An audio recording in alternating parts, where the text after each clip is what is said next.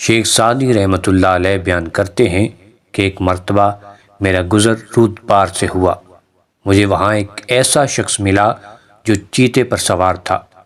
میں نے جب اسے دیکھا تو خوف سے کانپنا شروع ہو گیا۔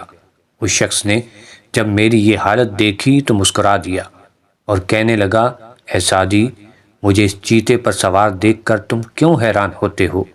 اگر تم بھی اللہ عز و جل کی بارگاہ میں اپنا سر ادب سے جھکا لو گے اور اللہ عز و جل کے احکامات کے مطابق اپنی زندگی بسر کرو گے تو تمہارا انکار کوئی بھی نہیں کرے گا، اور جو اللہ کی اطاعت کرتا ہے دوسرے اس کی اطاعت کرتے ہیں۔